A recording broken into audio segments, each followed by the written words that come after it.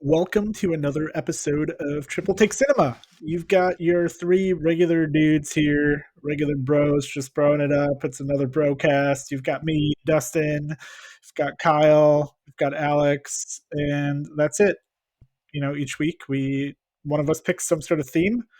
It could be a director, could be an actor, could be I don't know, a studio, could be a color, could be a sound effect, could be a poem, whatever it is that ties three movies together. And then we pick three that are under that theme and assign it to the group, and we watch them, and then we talk about them and dissect them. And I had the privilege of picking three films for this week's episode, and I picked Courtroom Dramas. And so the three movies that I landed on were The Caine Mutiny from 1954, The Verdict from 1982, and a brand new one of the 2024 varietal, Clint Eastwood's latest Juror number 2.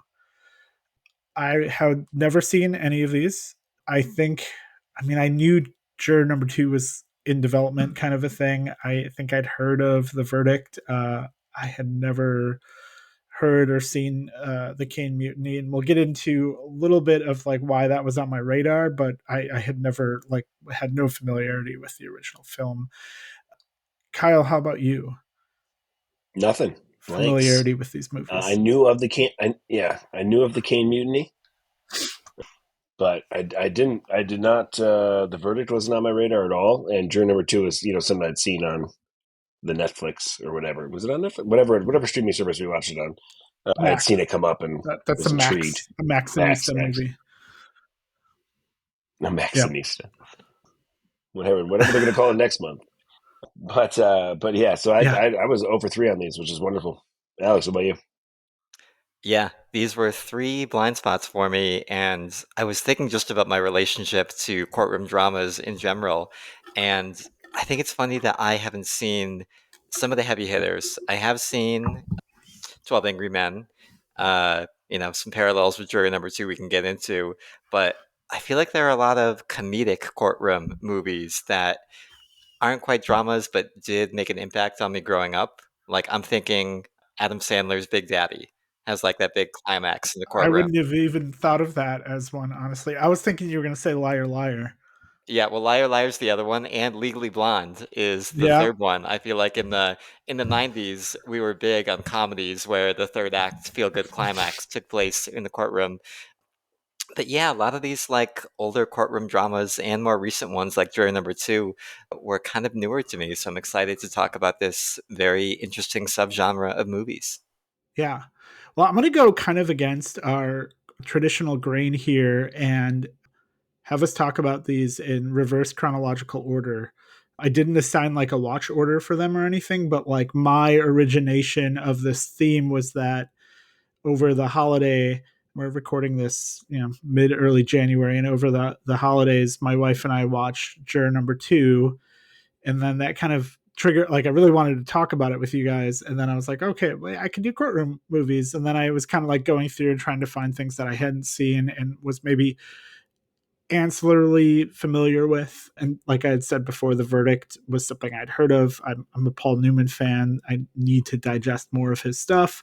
And then the Caine Mutiny, once we get to that, we can talk a little more about how I was aware of it and where that more recent awareness came from.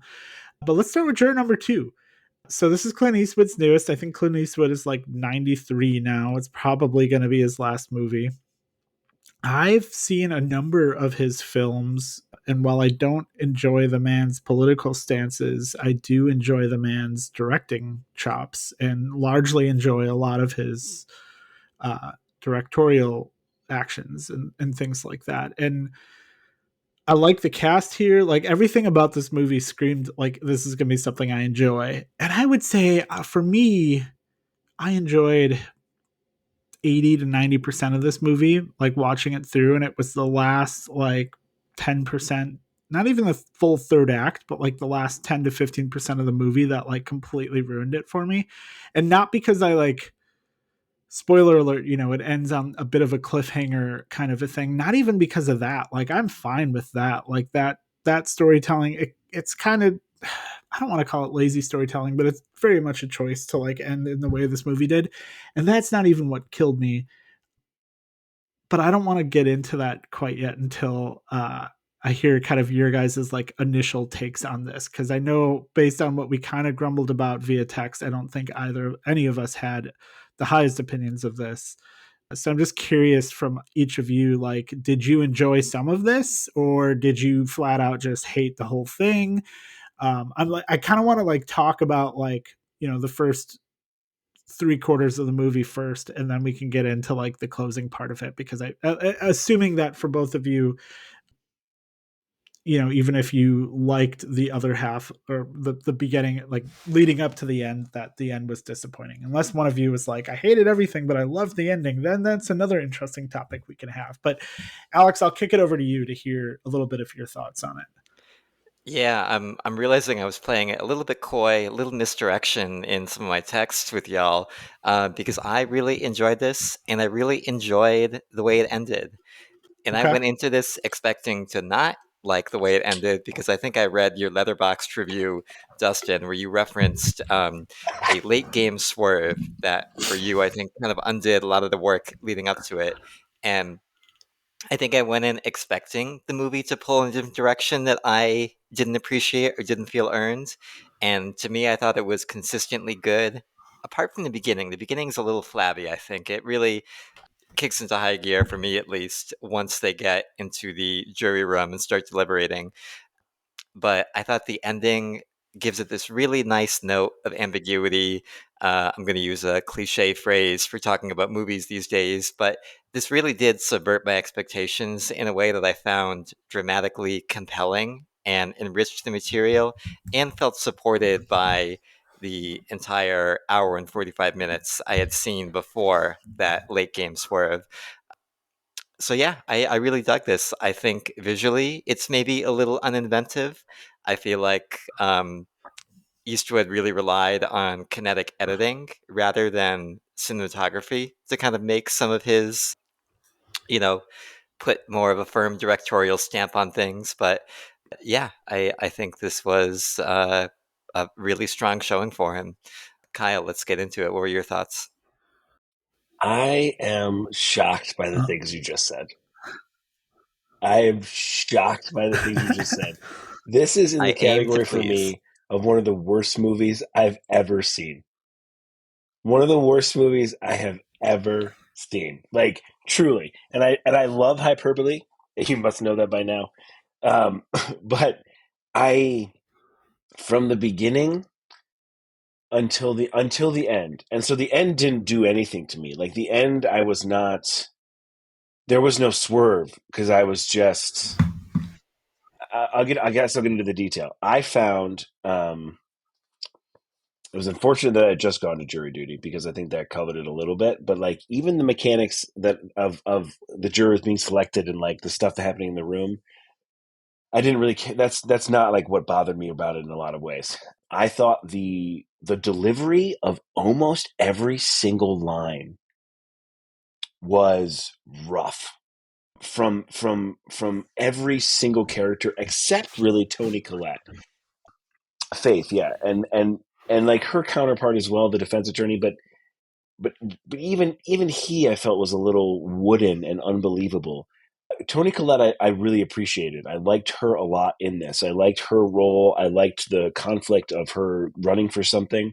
I actually texted my defense attorney friend and was like, why is this even a thing people campaign for? And he explained it to me and I was like, all right, fine, I guess I'll go along with that.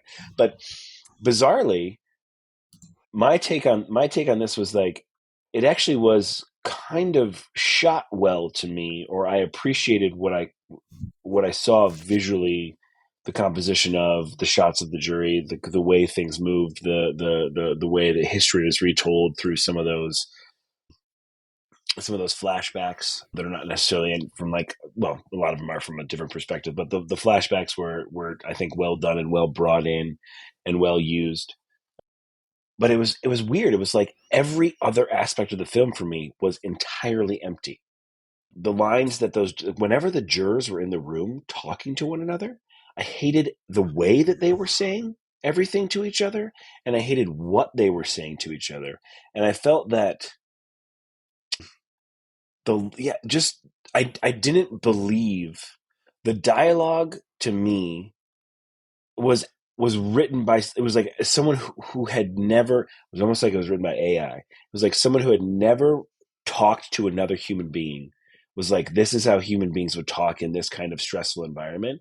And I mean, it was like consistently bringing me out of it, where I was like, this is not how people are in the world at all. And it just kept going and going. And then Toni Collette would bring it back a little bit because I liked how she operated the whole time.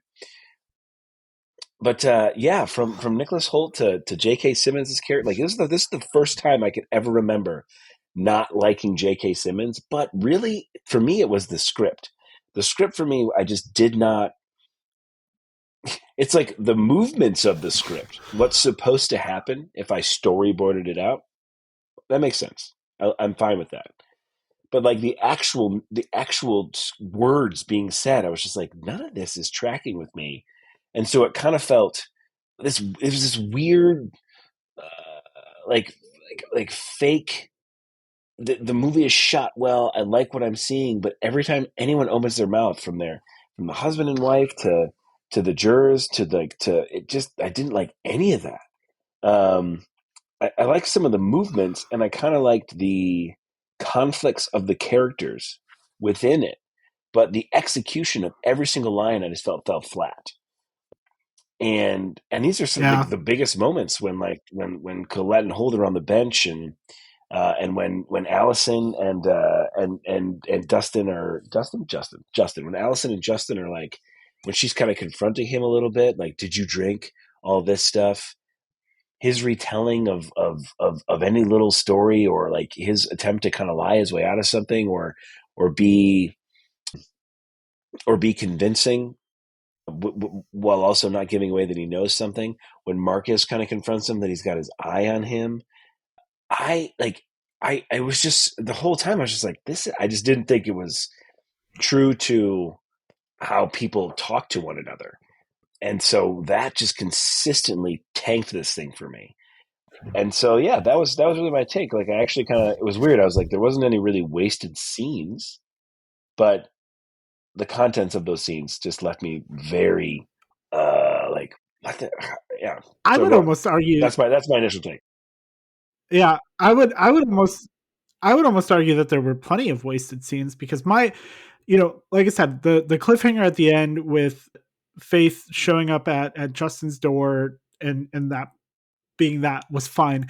For me, what killed it was this really like forced, awkward conversation on the bench between the two of them, where Justin basically, we spend the whole movie with his character thinking that he's gonna, that he's feeling guilt over this, and then when the opportunity comes to like absolve himself and save an innocent person's life, he basically is like, no, I don't know, why would I do that?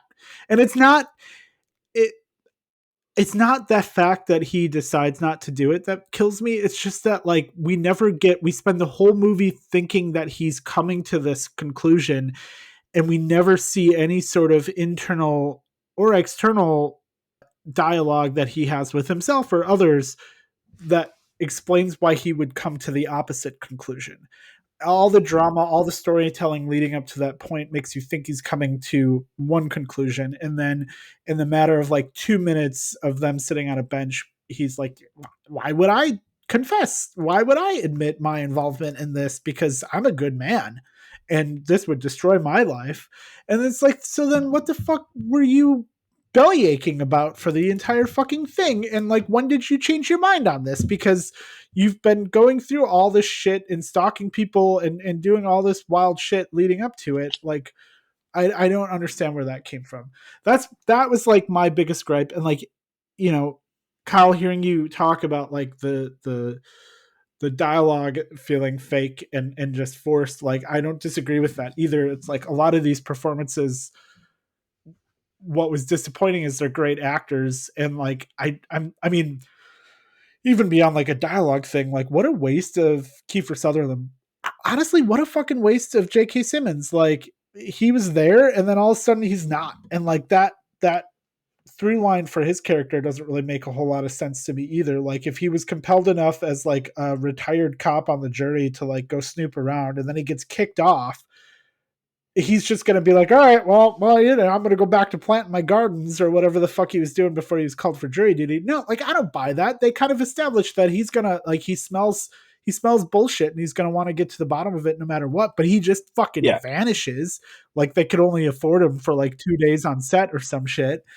And yeah, I feel like a lot like this was it's like someone was trying to bake a cake with this movie and they had all the right ingredients, but like they didn't put the right ratio shit together, and they put it in the oven like on too low of a heat and for too not enough time and everything, and so the cake came out and it's like completely misdone and like soft and soggy and gross and everything, but like all the right ingredients are there, so like some individual flavors taste fine, but the mix of everything together just leads to disappointment. And so Alex, your opinion is You know, wrong and and I don't want to hear anything more of it. I'll say one more thing that I had this thought as you were There's so talking, much here Dustin, that's as well. yeah. Hold on, hold on. This movie also struck me as like a thought experiment from my philosophy 101 class, where it's like, okay, imagine you used to have a I dream can see that. problem, and this thing, like this thing happened, and also the person on trial, but he's kind of shitty, and you know what I mean? Like there's all these like very pointed this, you know what I mean? And that conversation that they have. Um, that conversation that they have on the bench is just one on the one hand, there's a couple things I have a problem with it. There's the problem that I have is I don't believe that, and this is very cynical, but Toni Collette cares too much. I think she like establishes herself as someone who's trying to get elected, but then she keeps trying to be this real, I'm trying to do good. And I'm like, I don't know. That's just not my opinion of prosecuting lawyers that are elected to their position in like the cities or towns or whatever. That's just not my vibe. But then, yeah, if you're Nicholas's whole, if you are Kemp, you're just doubling down. You would never have that conversation if you're actually trying to protect yourself.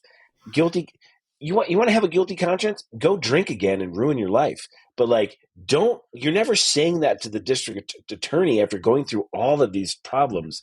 So yeah, I don't know. That was my issue. But Alex, tell us why we're wrong. It's funny because I think our reactions are mirroring a lot of what this movie says about bias and just what you bring to the table as a viewer and as someone who's interpreting the text here, where I agree with you, Kyle, to a point about the performances being broad. There is kind of like a broad theatricality to all those performances in the jury room, where that probably is my biggest criticism of those scenes is the characters are almost playing archetypes of a type. You know, you have the stoner kid who Mm-hmm. is just very on the nose character almost. And I think Nicholas Holt is giving a broad performance here, but what sold me on that decision he makes at the end to not turn himself in is the conflicts that we see etched on his face kind of throughout the movie. And he is juggling this trio of roles throughout. He's playing the everyman doting husband who is just trying to do the right thing. He is also playing the detective. He's interrogating his own memory and interrogating the case. And the third role he's playing is someone who's trying to unravel the case as it's happening. He's trying to save his own skin. He is a rat trapped in a cage for most of this movie, and he's doing shit that is trying to undermine the case. So his decision at the end to not turn himself in, to me, felt consistent with that role that he was playing throughout. And I don't think he gives like a stellar performance of the year, but I think he does a really solid job of showing that conflict and as he shifts between those three roles, you kind of see it displayed on his face. And I see your point, Kyle, about some of those conversations not feeling authentic. I think for me, I kind of bought into this movie being very theatrically written, and it almost kind of read, more like a play than a film, just in terms of how those conversations unfolded.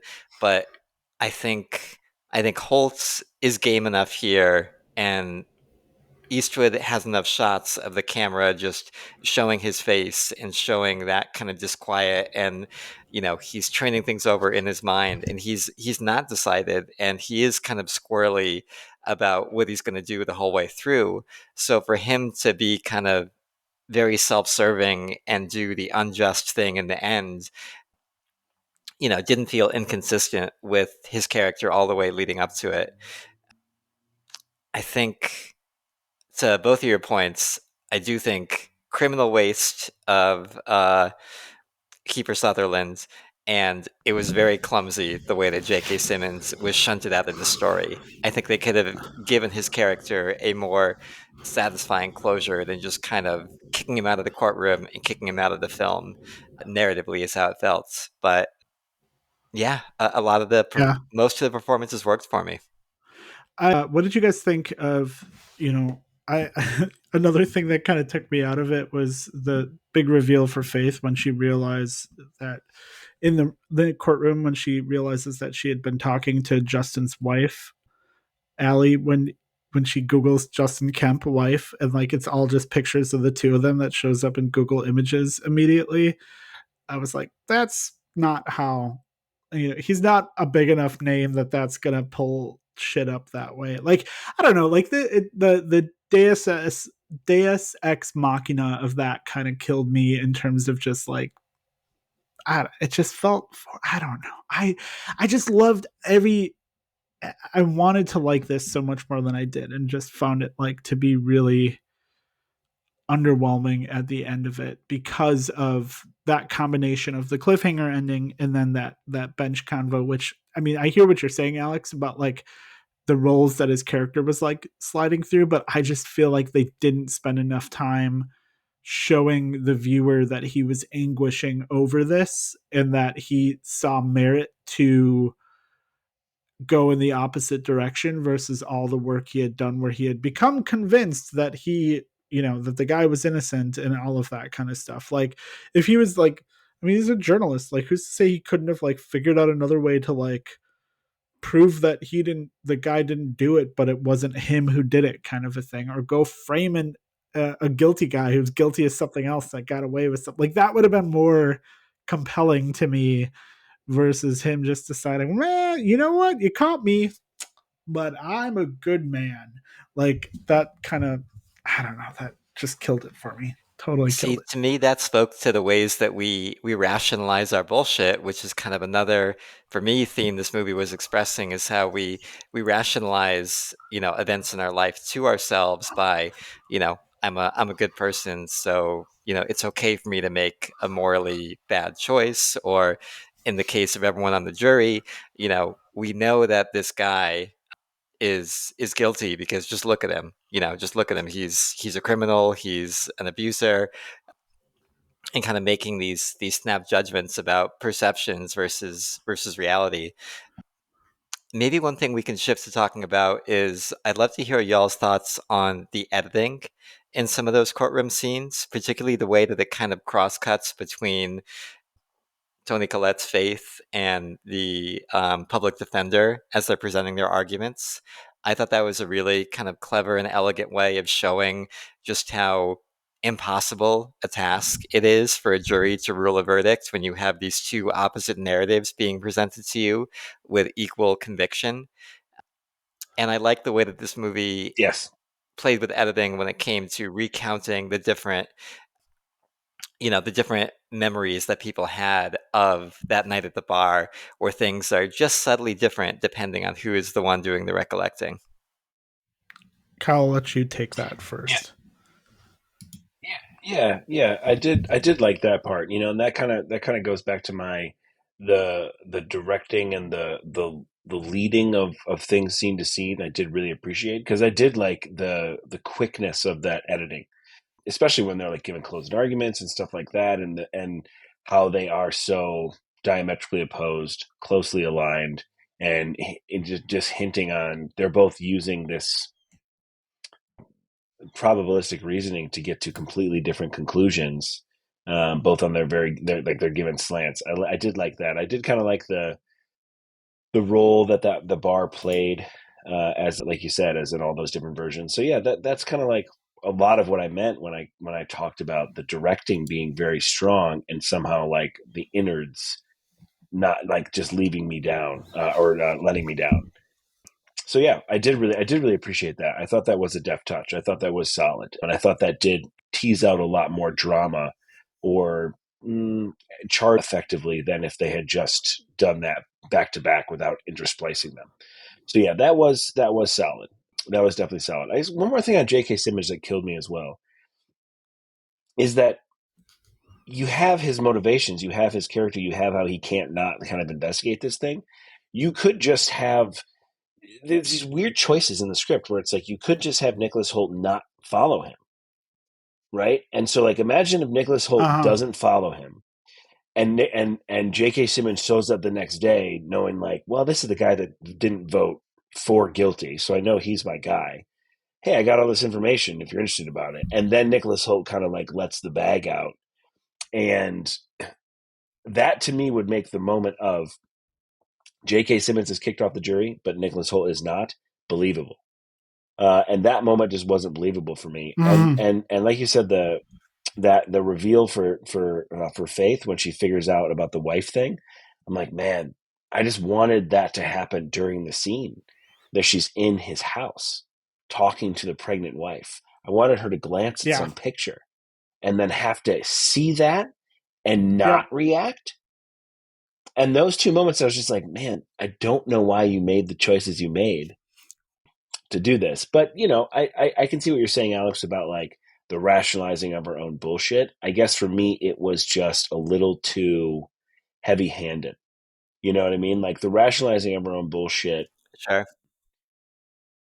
in that scene where he's saying it out loud to Tony Collette. Like it's really a tell don't show, in for a script. But so yeah, that's I do see what you're saying there as like a thing you can get out of it. That's like, oh yeah, no, that there's something there that's interesting. But yeah, but I did like, you know, kind of like I said at the beginning, I did like a lot of how the camera moved and how the editing was done and how the movie was made, but it just didn't the meat. Yeah, the meat was not there. Dustin's cake analogy, you know. Yeah. Yeah, nicely said. Well, maybe that's a good spot to shift to the next movie on the list here. How about The Verdict? I'll let one of you guys start off sharing your thoughts on that. But yeah, I want to hear it. I loved it. I want to hear what you guys have to say. Yeah, I love this too, and I think I knew I was gonna love it from the opening shot, where I love the feeling when you're watching a movie and you know that you're in really deft hands, whether it's by a performer or by a director. And in this case, I knew it was in deft hands by Sidney Lumet's direction and Paul Newman's acting, where we get this great kind of shot of Paul Newman's Frank Galvin, playing pinball. He's kind of backlit. It's moody. He's, drinking whiskey, and the camera's just slowly pushing in on him playing pinball. And I feel like we get a really good sense of the low point that the movie starts just from that framing and that shot. And then throughout the next couple of scenes where we see the extent to which, as he describes, or another character describes about him, he's an ambulance chaser. He is showing up at funeral parlors to try and drum up work for himself as an attorney. And I thought that was really deft characterization. I love the moment in an early scene where he puts his business card in the hand of a grieving widow, and it just like slowly falls through her fingers. And that's a great little moment of dark comedy that, again, cued me in that I was in really deft hands from the director and the main performer here. And I just love the way this unfolded. And the main thing that I kept thinking about is it almost felt like a sports movie to me as much as a courtroom drama. And I think that's because of how strong this is as an underdog story, where structurally it's all leading up to the big game, the big fight in the courtroom between Frank and Concannon. And I just love the way that Frank's backstory is slowly kind of dribbled out really effectively. And I think that when we do get in the courtroom, the payoff is just so dramatically compelling and so good that it justifies all of that buildup. And I think in some ways this is kind of the most simplistic right versus wrong, good versus evil story of these three movies, because to me it felt very clear from the start who is in the right and who is in the wrong. And it's really about, is Frank gonna have the chops to pull off his upset and pull off his victory? And I just thought it was a great movie all the way through. Kyle, what was your take on the verdict? Yeah, in stark contrast to Juror number two, this is one of the best movies I've ever seen. This landed on every single level for me.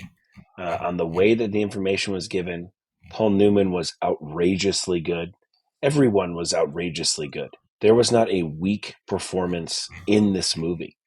From the sister and husband and that confrontation scene, to Mickey, his friend, to Laura, to the judge, to Kincannon, to the doctor, to the nurses that are holding back, to the black doctor they bring in to try to help the case, to, I mean, like, everything. And it really, that pinball scene to start, and then, it happens a couple more times, is such an interesting, it's really an incredible moment. I went back and actually watched a little bit of that right before we recorded, and then watched another scene, um, watched a couple more scenes actually, just to kind of refresh myself. But this is also a movie to me that, in contrast to other movies where I just, like, for example, Chinatown in Los Angeles, I felt like this really, maybe it's because I'm an East Coast guy, who knows, but I loved its kind of portrait of Boston without it being over the top, like the archdiocese being the people that own the hotel, or the hospital. But it's not just, it's not, but that wasn't so much involved, but it was certainly there, and it was an aspect, and it's very Boston. But then also, like, this level of Boston lawyer alcoholism with the pinball, with the eggs. What is this bar that just has eggs, just like raw? What is happening? And then the bar that they go to, that they kind of make their haunt, Yep. where there's just apparently cold cuts in a public fridge, and that's fine. And, like, it's really like everyone knows your name type of place, and everyone's there to get very drunk, but in this way that, has is poignant and just tragic. But that pinball where he's just pressing buttons to start, his character, and the way, the moments that I really appreciated, in terms of, you take a character that you could just give it all away. And I agree with that sports analogy is wonderful, Alice. I do like that, because it's the underdog, but it's also like the comeback. You know, it's the for love of the game. It's the last. I need to go out there and pitch one more for a game type thing. And when the way that they give you that information, the way that they set up Paul Newman is ludicrously good in this. This was one of those movies that I was just like, I now have to go watch 15 Paul Newman movies in a row, because it was such a good performance. Same. And the way that they set that, yeah, the way that they set that character up, where you do not feel bad for him. You're kind of like, this guy is a victim of his own decisions. There's something about, maybe he did some shady stuff, but we're not going to give that a lot of flesh yet. And then he's trying to actually pull it all together and do a bunch of stuff, and he has Mickey go and take Laura out, which is also like a hilarious old school thing to do, of like, oh, I have a date with a woman, but, like, can you go do it for me? Which is amazing, but also just one of, like, of a time and place that I don't have, I don't recollect at all existing. But but yeah, but the way that they give you that actual meat of the fall of Frank Galvin, and it comes three Hmm. quarters of the way through the movie, where you're already kind of like, this guy must be a shithead, little bit of a heart of gold in there maybe, but kind of a shithead. And you're like, no, he actually was, and they kind of hint at it earlier with the breakdown of he was the editor of the law review, and he had all these promising things. He was a part of this big firm and all this stuff. And then, yeah, they're not good people. So they fucked him over. And now he became this, and I've been giving my best, but it just doesn't seem like it's going to happen. And that this is the case that that kind of brings him out of it. And that moment of clarity he has when he's looking at her body on the machines, and he's like, I'm just going to go for this. And every single moment, including the one where he just punches Laura in the face, which I did not expect. That was not what I thought was going to happen in that confrontational scene. Was incredible, like incredible. And then the moment at the end, and also the way that they kind of deliver the win, but then they don't tell you the money that the jury's going to ask for, but they hint at it. Like every single thing that was told to me and also kept from me was pitch perfect and balanced to just deliver every moment in all its fullness. I mean, I cannot say enough about this movie that I loved. I'm going to watch it. I may watch it again after this based on just loving it. I mean, so much. It was so, so, so, so, so good. Yeah, that's what I got. Yeah.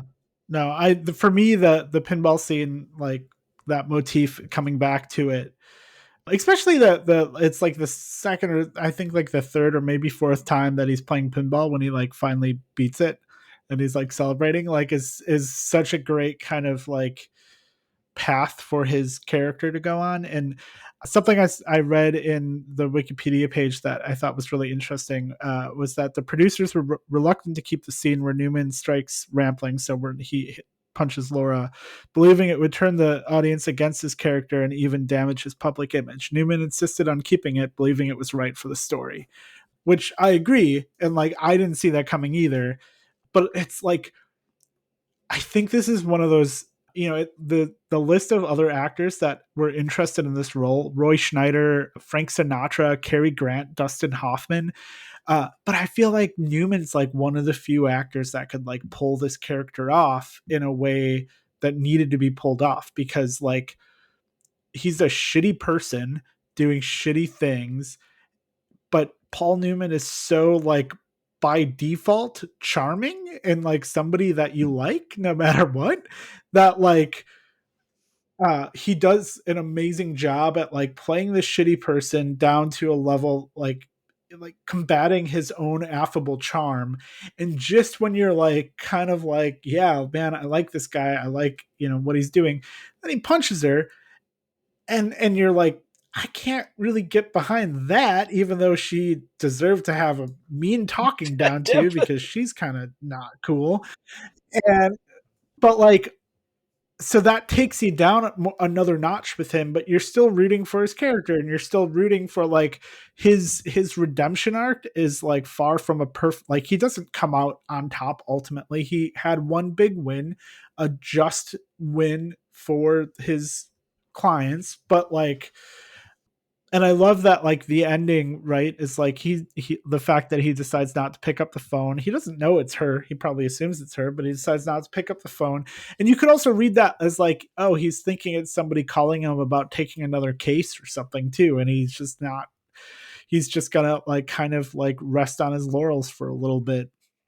I don't know. Everything about this movie just felt very like, I love the setting of Boston. I love like, I think about, I mean, I've only been in a courtroom in Milwaukee like once when I almost got selected for jury duty, and it is not, the majesticness of, and obviously this was a courtroom for film in the early 80s kind of a thing, but like there's something very like lived in about all of the environments in this movie that I feel like comes through really strong.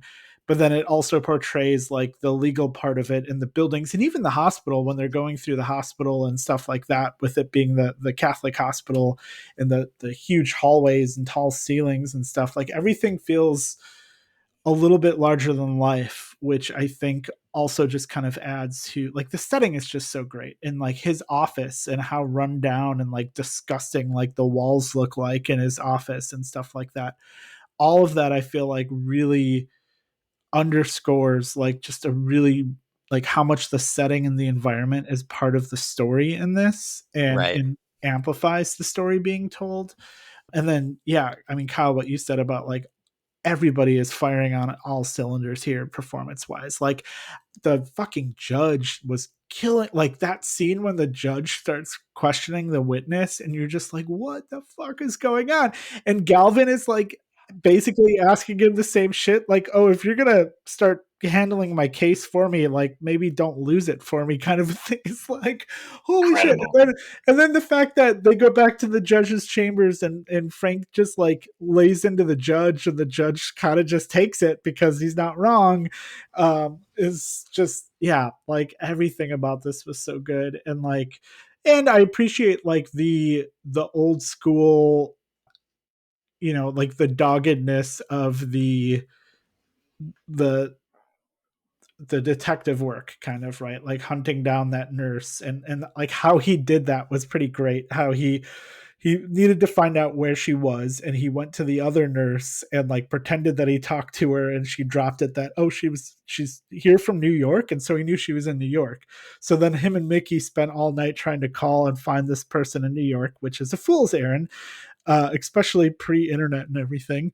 And then he gets his own phone bill, and he's like, oh, she probably got her phone bill today too. And so he goes and breaks into her fucking mailbox. Like, how awesome is that? Don't break into mail. That's a federal offense. But I feel like all of that kind of combined is pretty, I don't know. Like, this is just like what you want, like an old school, like courtroom movie to be when it comes to like digging up, uh, digging up your evidence and your witnesses and things like that. And it all like following through is pretty wild at the end, especially given that like the nurse's damning testimony had to be stricken and everything, and the jury still went for it. Is pretty great. Yeah, you made some really great points, Dustin, about just the visual storytelling on display here and how much is communicated through the set design and what we see of Frank's office. To echo your point, I loved kind of the ornate just interior of that archdiocese office where you can just see like the gilded corruption through all of the gold, and the red leather is just so evocative and well done. uh, I also think about the scenes of Kincannon preparing his case in his office, where they've got that big long boardroom table, and you're just seeing how heavily the deck is stacked against Galvin and against Frank, with all of them preparing and them coaching the doctors through their testimony. And yeah, those interior and exterior spaces do such a good job of communicating the drama and the stakes here.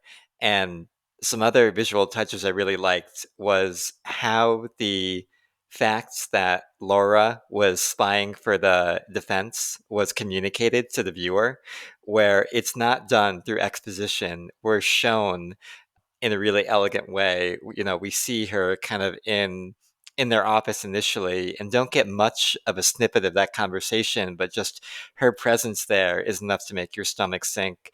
And then later on, when we get Frank's friends going through her mail and opening up the letter and seeing the check from the defense, is another kind of gut punch. So in contrast to what we were talking about with juror number two doing a lot of telling and not much showing, I think this just has so much lean, efficient storytelling in terms of what is communicated through to the viewer visually.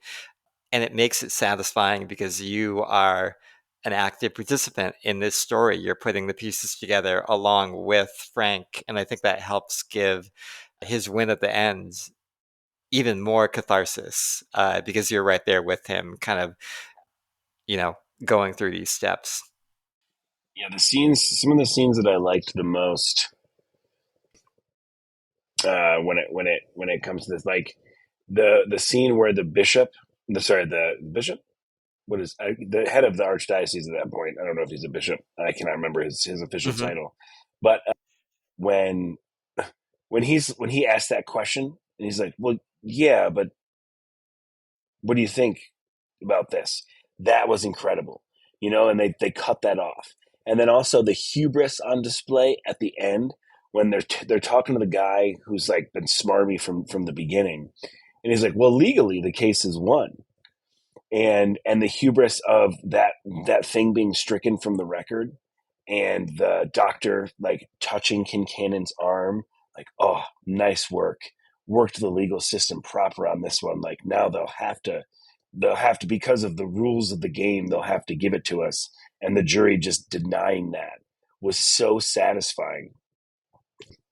Man, yeah, there's so many moments, but I also really appreciate it on like a small Frank Galvin character level when he can't physically lift the shot glass full of morning whiskey, and he has to put it back down on the table and then bend over like a child drinking a hot chocolate that's too full to pick up. Was it so much subtlety in these character developing moments that is just like amazing. And how also like in that punch scene, she reacts in a way of like, yeah, I deserve that. Like I'm happy this happened to me because I've been hating myself for doing this for a while.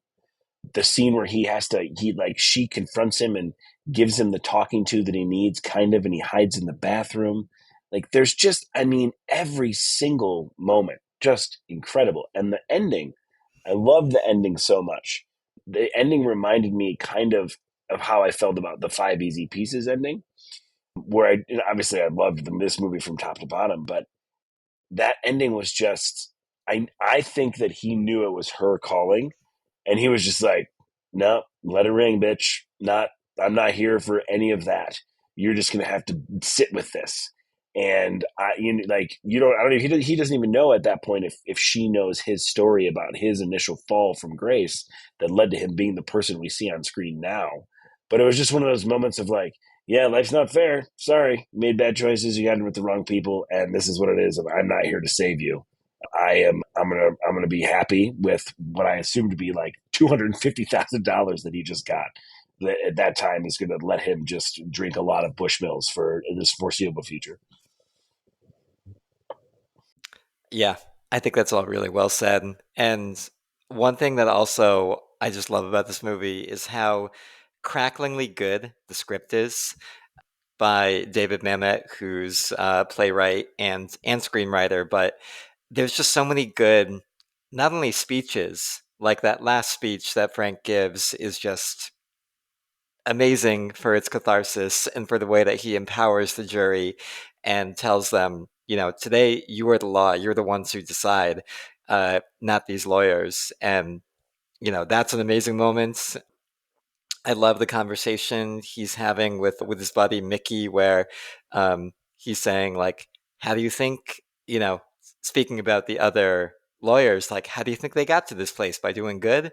And just kind of implying the shadiness and the corruptness of their enterprise before we even see them on screen. Um, I just think there's so many good lines of dialogue in this, but none of them are showy. They all just feel really authentic to the characters and to the situations that they're in. So I think it's another thing I'm going to enjoy about this on the rewatch is just appreciating not just the visual storytelling, but how damn good the script is. Oh God, I was muted that whole time. Oops. Let's shift over to our last one here, the Caine Mutiny. This is a movie that, like I was saying earlier, I had never heard of the original. This is the one we watched for this is from 1954. What I am familiar with and is on my very soon to watch list is a reimagining of the Caine Mutiny, except I think it's titled The Caine Mutiny Court Martial by William Friedkin. It was the last movie he did before he passed recently, adapted for the Persian Gulf War with Kiefer Sutherland and a few other notable actors, and it looks awesome. And I had seen that I stumbled across it. I think it came out like 2 years ago in like 2022 or 2023, and I stumbled across the trailer recently and wanted to watch it, but felt like it would be worthwhile to watch the original. So I had never even really, maybe was mildly familiar with this because Humphrey Bogart is the leading name in this, but there's certainly other notable names of its time. And Yeah, this was not what I expected. I knew it was a courtroom movie, but really it's about a 2-hour timer run, and it's the final fourth of the movie that takes place in the courtroom. The first 3/4 of it are on board the ship, the USS Caine, and kind of, I mean, it all leads up to the courtroom and like what happens there. But yeah, ultimately, I feel like I really like this. I definitely see it as a product of its time. Certainly coming in the early 50s, I think most movies, if not all of them, that were uh, couched in World War II, basically, are very nationalistic, like pro America kind of movies. And obviously, the story here um, only really deals with like America and things like that. But like, there's really no, it's calling into question one serving officer versus like the legitimacy of war and things like that. And not that World War II wasn't legitimate or anything, but like just very clearly like pride in America, like that vibe of World War II movies from the late 40s, 50s, early 60s, even things like that, before Vietnam and those kind of things really started to sour people on the idea of more nationalistic portrayals of war in film. But yeah, I think this movie really picked up its pace for me once you got to the courtroom at the end. Everything that happened in there I thought was super compelling and interesting. The drag of this, more so than anything else, is the audience proxy of Seward Ensign Seward Keith Willis Seward Keith Willie. He's, oh man, what did you call him, Alex? What was the term that you used? A wet He's noodle or he's something? Or he's a weenie. He is a yeah, complete oh, really? weenie There you go. Yeah, in this yeah, movie, yeah. and yeah, He's the weakest part of this, which is a pity because he's the audience proxy kind of coming into the story, and he's just, I feel like he's just a snooze. All the other characters around him are immensely more compelling and interesting, and like any other character he has interaction with, that other you're like, give me more of whoever the hell he's talking to and less of him. And then the other weight of this movie, it's a pity because I feel like you could easily shave off 20 to 30 minutes by cutting this out, is Willie the Weenie's love story, which is completely and utterly inconsequential to the rest of the story being told. And it almost feels like another piece that maybe was somewhat of a, I don't want to say a product of its time, but that like somebody on the producing writing end felt like compelled to put in there to maybe bring in more, a bigger audience or something like that, but really just has no bearing on the story being told, and is arguably pretty much a snooze because she's kind of a snooze sort of a thing. But all the supporting actors, from obviously Bogart, but Van Johnson, Fred McMurray was so good as what was he, Kiefer, I think. yep, He was phenomenal. And then Jose Fair, I think it's Jose Ferrer. He was the attorney that was prosecuting Captain Queeg, or Commander Queeg. He was phenomenal, and especially that turn at the end when he kind of laid into all the soldiers, or all the seamen, and the mistakes they made, and how they got to that place, sort of a thing.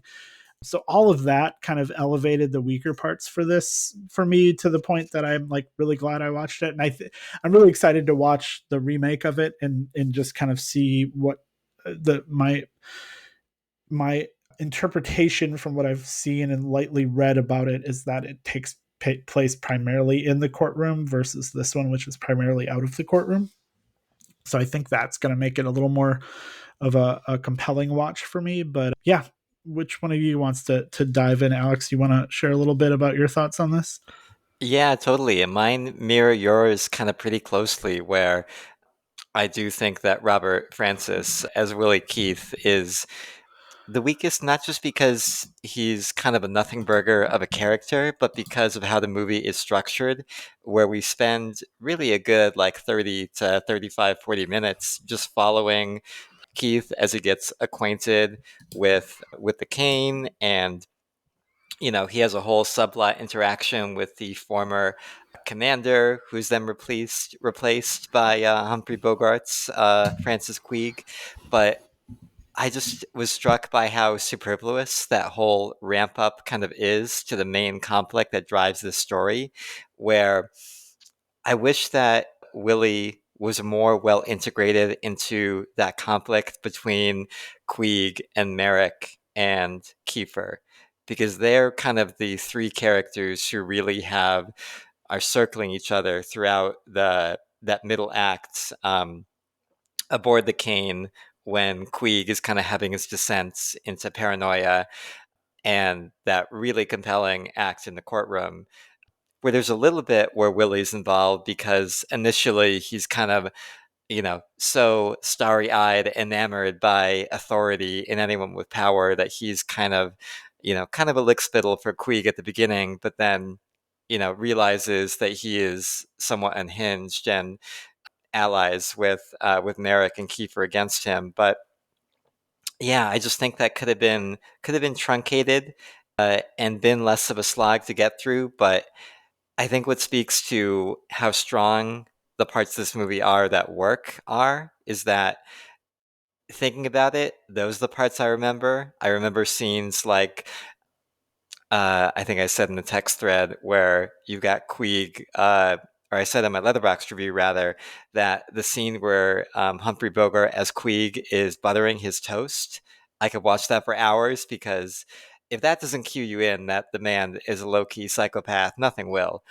Because it's just so good the way that he like very meticulously butters this toast as he's kind of having an unhinged rant about finding the missing quart of strawberries, and just some great physical acting by Bogart, who also gives a great performance in that courtroom scene where he's kind of increasingly wide-eyed with desperation, and you can see kind of the paranoia, you can see the PTSD that he's clearly suffering from. And I think that's a layer to this character in this story that I really appreciated, is that Queeg is not just a villain. He's kind of sympathetic in, what a lunatic he is, because his paranoia is coming from real experiences. And, as someone who has been through all these tours of duty in World War II, whereas the Caine is somewhat of an untested ship, until he takes over the reins. And I just thought that was really compelling how sympathetic he was. It could have been so easy to make him just this one-dimensional villain almost, but that speech that Jose Ferrer gives at the end as Barney Greenwald, where he kind of interrogates Lieutenant Merrick and Lieutenant Kiever and says, you know, you guys are also on trial here for not supporting your captain and for being so quick to throw him aside. Someone who suffered and who does have PTSD from his experiences. So I enjoyed this for the most part, and I just wish that beginning 30 minutes, and I also hated the coda that we got where Willie Keith goes back on the Caine at the end and he reunites with the initial commander, Charlie. We didn't need that, and it felt very tonally off kilter with the courtroom drama and just the themes being explored there. It felt very like a vestigial limb from another film to have it end with this kind of happy little musical moment where Willie Keith is now back with rapscallions aboard the Caine. But for the most part, I really dug this, and I'm glad we watched it for the pod. Kyle, what about you? Yeah, I mean, I definitely liked it more than I thought I would, especially since I don't really tend to gravitate to war movies, and I don't tend to gravitate to older movies, and older war movies tend to be a particular like, I'm not really interested in that. But this was not typical of those arenas in a lot of ways, and I really liked that this was kind of my first experience of Humphrey Bogart not being the debonair leading man. And that's kind of been my experience of Humphrey Bogart, which speaks to my own inadequacies in my viewings of his work. But it was it was certainly like, oh, when we found out that Humphrey Bogart was, when I found out that Humphrey Bogart was in this, and then he wasn't present for that first third or however long it was, and he wasn't present for quite a while they set up the Caine and they set up the whole backstory and all that. I was like, when is Humphrey Bogart going to come in and what role is he going to play? So it almost like bamboozled me there because I just didn't believe that he was going to be the coward, so to speak. Obviously, I think what you're saying is true, Alex, and I think that's that speech at the end by the lawyer who's just won but is not really satisfied with himself or the case or any of those gentlemen at all is impactful and like a very good watch. So I learned a lot about what Bogart could do, and those moments you mentioned are fantastic. I really, yeah, like I kind of appreciated the lead up a little bit more maybe than both of you. It sounds like it did. I do think that the love story should have been cut off pretty much after he didn't introduce her to the mother, and May can just be like, "You are a fucking pug ass bitch. I don't want anything to do with you." And I think that's why that exists, right? Well, it exists because it's the 50s and they need the female character maybe to think it goes, or to give it more life or more box office presence. But it's also like it's just to hammer in the fact that he's a non-confrontational, like can't even talk to his own mother about stuff. And I think that gives color to how much of a weenie he is in these moments on the boat and kind of hit the role he plays. So, but I think you can accomplish all of that without any of the extra scenes with them beyond kind of that initial, you can't even introduce me to your mother.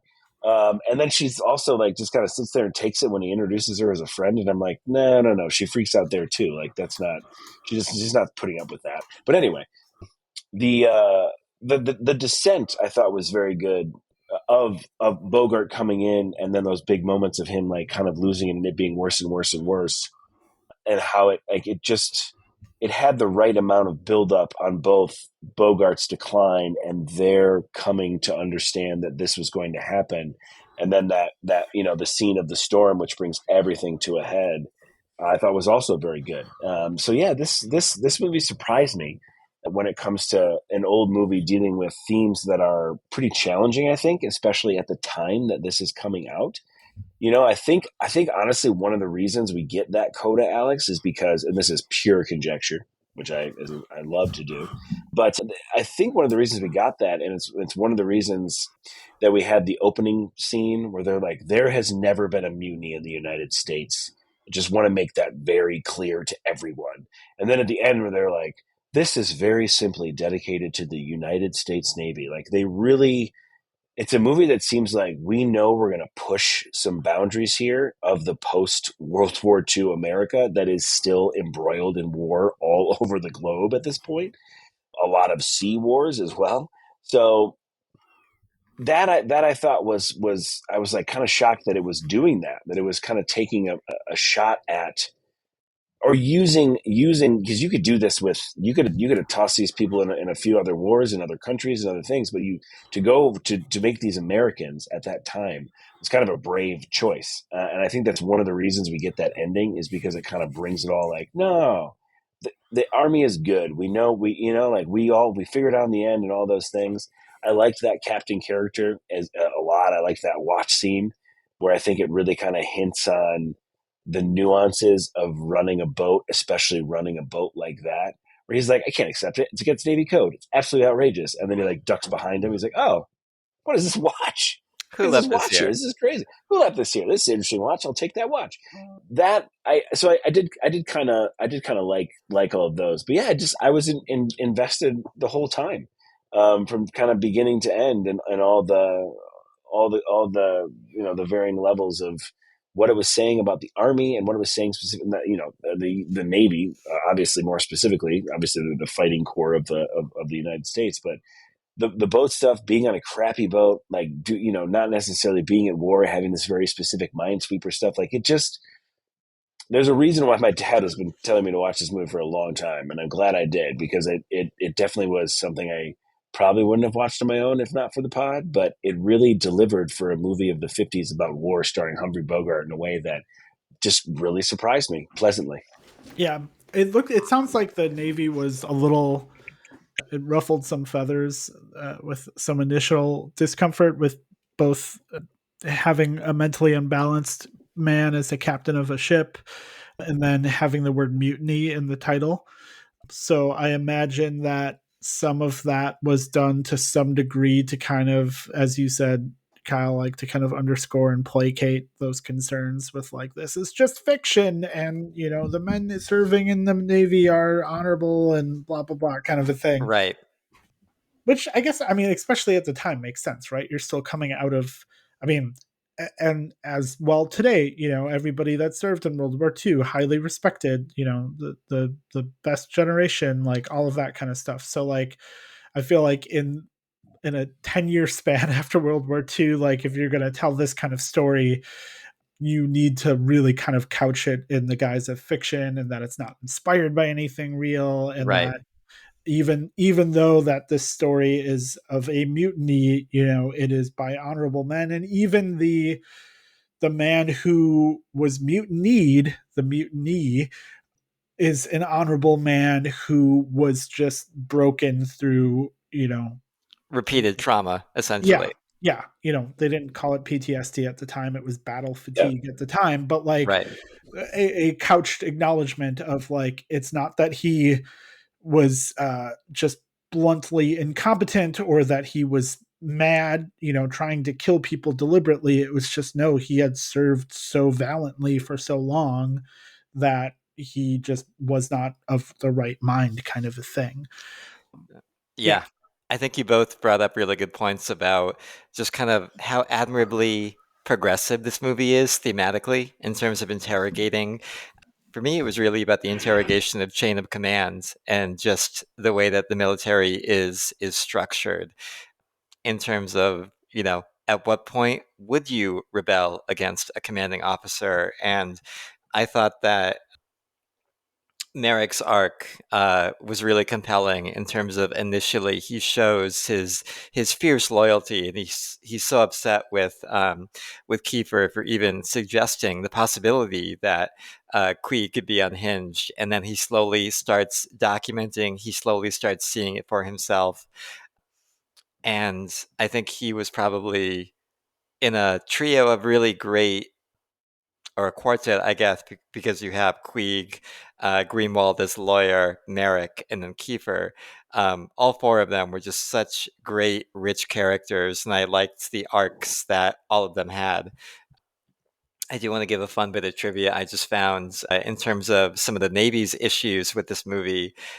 The technical advisor for the Caine Mutiny was not happy with the toast buttering scene and made a point of saying that any officer who graduated from Annapolis would know the military standard of breaking bread into small pieces before buttering it. And to appease both parties, they trimmed the crust from the bread before that scene.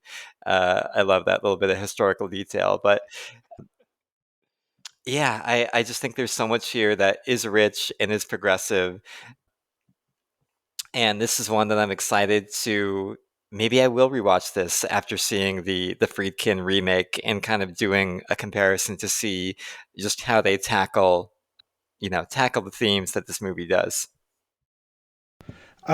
Another fun Easter egg that I want to call out, and actually I forgot to mention another one for the verdict. So not so much, not really an Easter egg for this one, but Lee Marvin. Are you guys familiar with Lee Marvin, the Dirty Dozen? You, if you Google his face, you'll you'll recognize what he looks like. He had a bit part as one of the crewmen in the Caine Mutiny. The true Easter egg from the verdict is when Paul Newman is giving his closing argument, when he stands and there's a wide shot behind him. There are two actors of note sitting two or three empty seats apart from each other on one bench. Tobin Bell, who most is probably most well known today as Jigsaw, the killer in the Saw movies, and Bruce Willis are in the courtroom scene as courtroom uncredited cameo. I mean, Wow. is it really a cameo if you weren't a known actor back in the day? But yeah, and I had seen that. I was watching it on Amazon, and like it gave me like the trivia. I accidentally pushed or no, it wasn't the trivia. I accidentally pushed up the button, and it showed me the cast in the scene, and it's like Bruce Willis, and I'm like, what the fuck? Bruce Willis is in this? And then it was like court observer, and I'm like, oh, there he is, right in the back. And then next to him, I'm like, oh my god, it's Tobin Bell too. So that was just kind of a random thing. But yeah, maybe we could maybe teasing something, but maybe we do a little mini episode after we all watch the Friedkin remake, and that can be a little 15-20 minute listener for the audience of our thoughts on that. I love little that. bonus pod. Yeah. Yeah, let's do it. Do either of you have any other closing remarks on any of these three movies? Otherwise, we can get into our rankings. No, just that everyone should really see The Verdict. It's so good. Yeah, Verdict was amazing. And I think everyone should sit down and watch the Caine Mutiny if you're intrigued at all by what we've said about it. Yeah. I think it's a fun little slice of history. And like you were saying, Kyle, it's a great way to see kind of an alternative view of Humphrey Bogart than, the Rick from Casablanca, debonair hero. He's just so good as this kind of like bug-eyed, increasingly paranoid commander that he almost read to me as a different actor, despite it clearly being Humphrey Bogart, because of how just the energy he exudes here is so different. So definitely recommend a watch to the Caine Mutiny.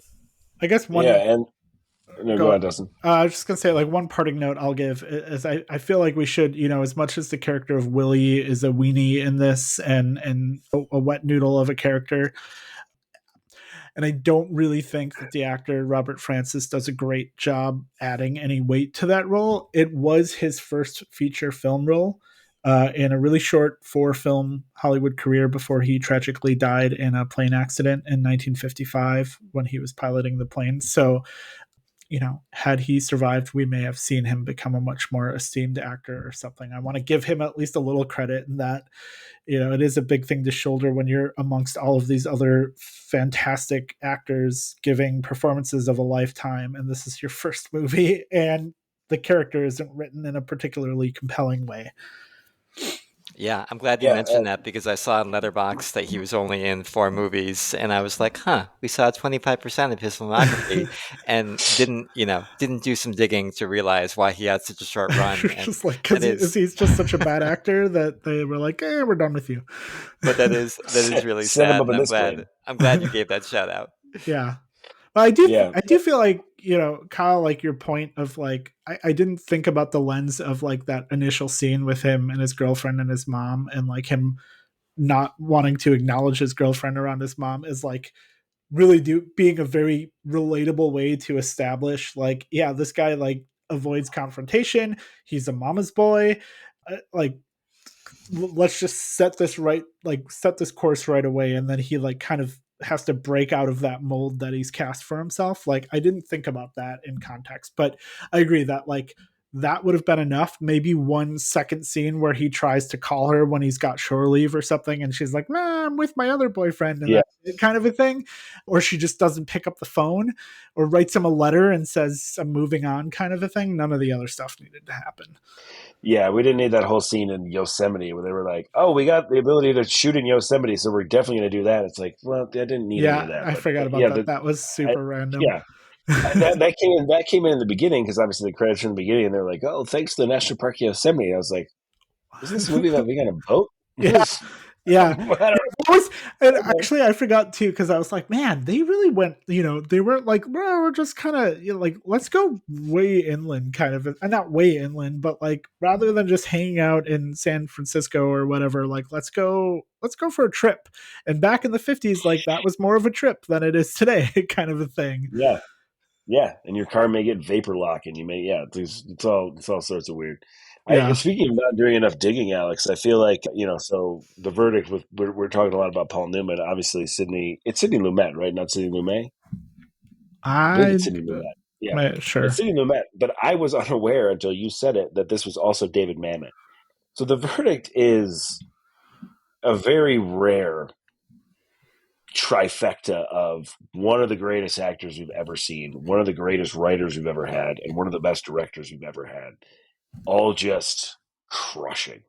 Like, I did not realize it was David Mamet, but that makes a lot of sense. And then, right. and frankly, if you want to look up the other things that the guy who wrote Juror Number 2, not that we don't all start from somewhere, has done, it's like, you're not David Mamet. I don't know if you're ever going to get there. I'm going to say it. He's not going to get there. I don't believe in him.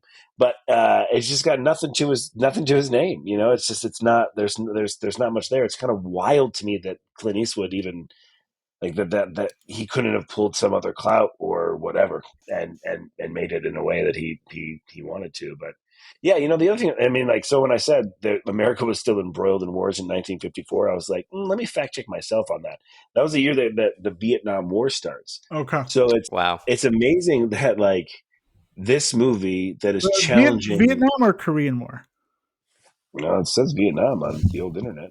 Oh, Vietnam War, I guess, I think it has kind of a like, if I'm not mistaken, like, yeah, fall of French Indochina in 1954. So it's a wide lens of when the Vietnam War okay. starts. So maybe not necessarily like. Well, I'm sure America was involved in it, no doubt at that point, but like not Yeah. to the I extent that mean, we were at the end. yeah.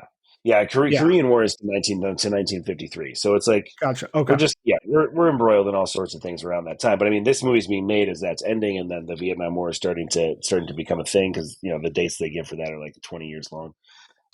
But yeah, so to have this portrait of the military at that time is, it's almost like you need it to be Humphrey Bogart, so people are not, Outraged, rioting in the Yeah. street. yeah. So it's kind of that's fascinating, and it's not something. It's one of the things that I find the hardest about picking up in movies that are older is like trying to place it in its moment as to why why it has the power it does, or why it has the reputation that it does.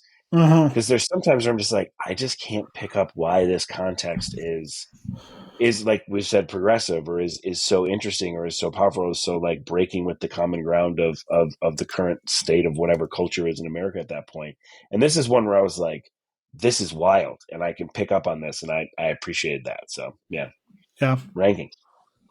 I'll jump in. I mean, I feel like we're probably all going to be aligned. Well, maybe Alex, you might be a little different, but Kyle, I think you and I are on the same page here. I'm going to say The Verdict, the Caine Mutiny, and then Juror number 2.